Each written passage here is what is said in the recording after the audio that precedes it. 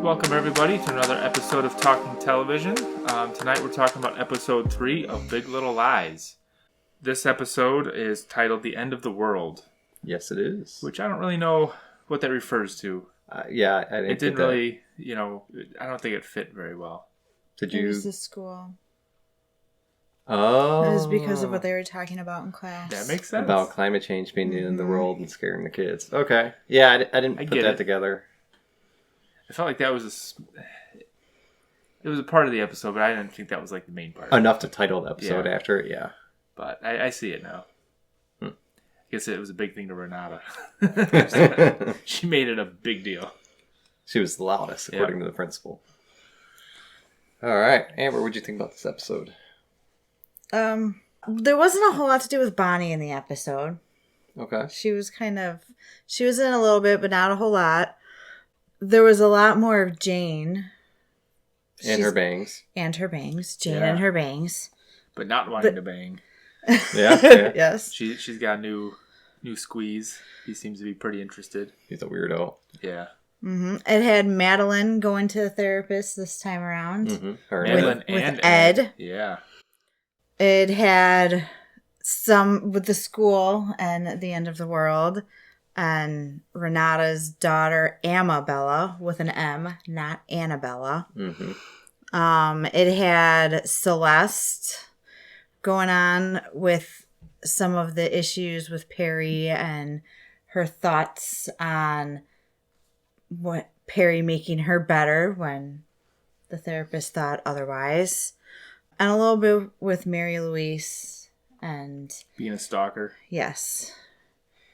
Yeah, she was a super stalker this episode. Yeah. So.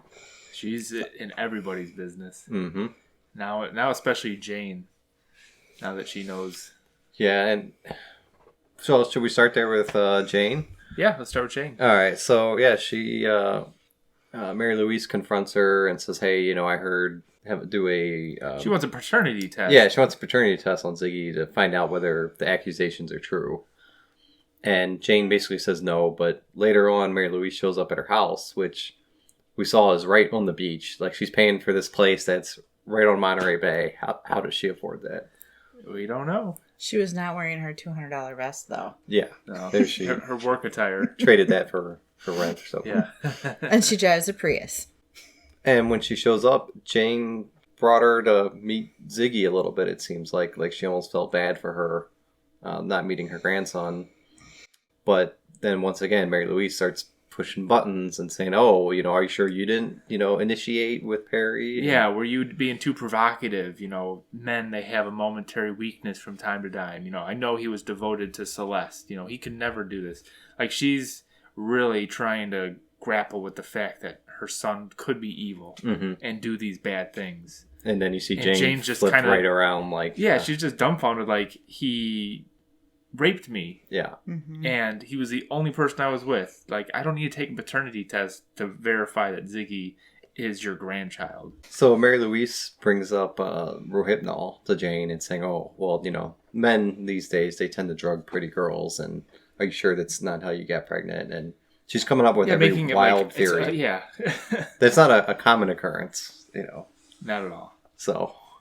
Yeah, Mary Louise, her character is very, very off, it seems like. She's got stalker aspects to her. She's very, she pushes the buttons, and she's almost like she's trying to rewrite her son's, make character. his character, his reputation. Yeah, she wants him to have a good legacy. Exactly. Like, that's her goal now. In addition to, I think, trying to get the grandkids from Celeste.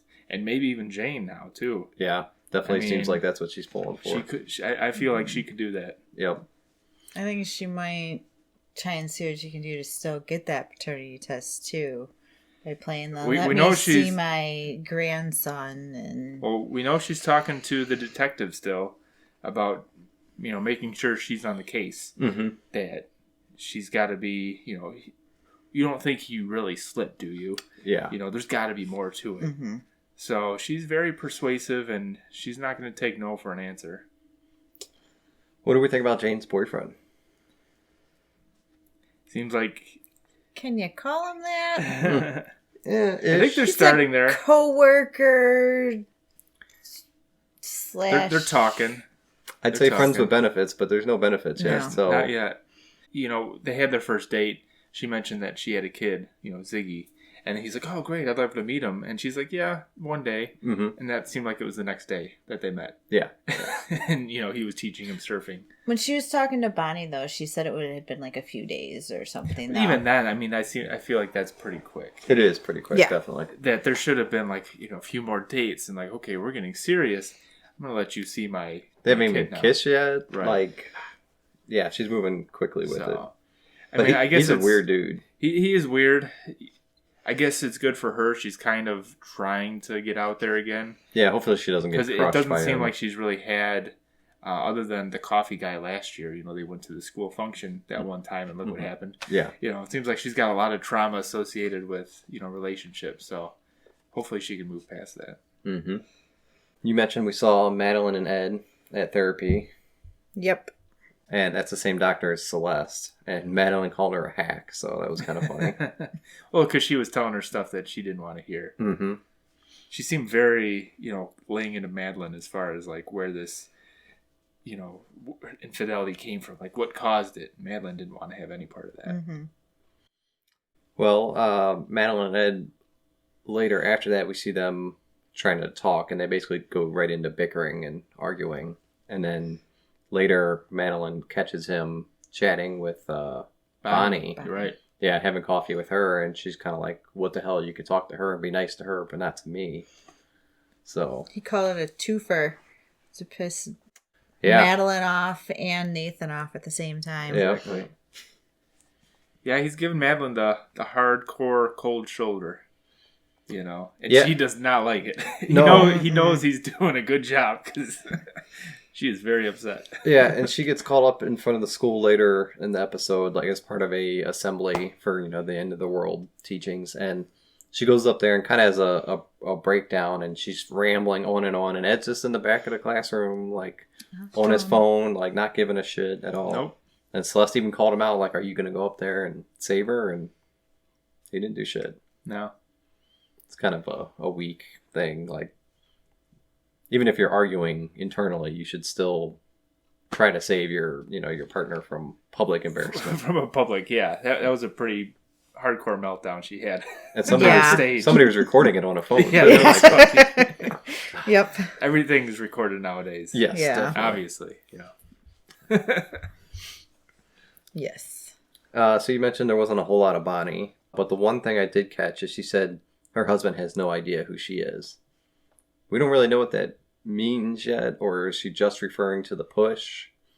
So She's struggling as well. And I don't know if that was happening before the whole push happened. If maybe she's referring to some past issues that they've had. But something yeah, with her parents, maybe. something with her parents. Because they have a lot of flashbacks with her and her mom. Mm-hmm. It seems like there's a bit of trauma there. Yep. Especially relating to the water. Mm-hmm. You know, Yeah. her mom teaching her to, your head's going to go underwater. And she didn't want to do it. And she just kind of dunked her. Yeah, just straight on the Yeah. water. And, Well, in one of the earlier episodes, she had said that somebody was going to drown. The mother had said that. and then we see her actually like kind of running into the ocean and going under as well. So Mm-hmm. we know she's got some issues she's trying to work through. Well, we see her catch up with Jane on the beach when the boyfriend is taking Ziggy out on the surfboard, and she's out running. But once again, she's not actually running. They've, I think, brought this up every episode, and she's never I running. think that's her job though. She doesn't do anything. She wasn't else. really wearing running gear either. She had like a chopped up sweatshirt looking thing. I don't know. Very weird. Like, Apparently I can't that's tell, is beachwear. it cold there or not? I'm kind of unsure. Well, cold for them is probably like 60s. Jane's I'm always thinking. wearing a hat. yeah, she has like a skull like- cap on and Yeah. like cat and winter coats. They've got the padded vests and long sleeve shirts. Yeah, they're dressing So- like it's winter time out. When the kids are just going to school, it's probably September. It's even hot here in September. Yeah. Out there, it's got to be. I mean, you might have the breeze off the water, but Like I'm it's got to saying, cold be to them is 70s, probably 80s. like the mid 60s. It's like, oh, we gotta button up, guys. It's brisk out there. So, the poor teacher at the school, Renata, gets a call because her daughter, Amabella, is found in a closet, like passed out. She had an anxiety attack. So, as they're at the hospital, whatever hospital it is, she's like, we need to go to a different one. This one's not good enough. Go to Stanford. Gotta go to Stanford. Because Doctor's like, Stanford. why? Because it's Stanford. Like, well, he's like, she's getting released anyway. Mm-hmm.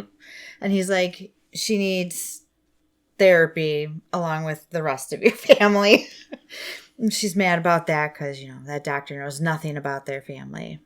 Yeah, so when the daughter was found passed out, the teacher was teaching about how much water it takes to raise farm animals and how all that water is kind of associated to like taking showers and basically telling them the world's going to end and here's why. And they're only second graders. Like it's a big concept.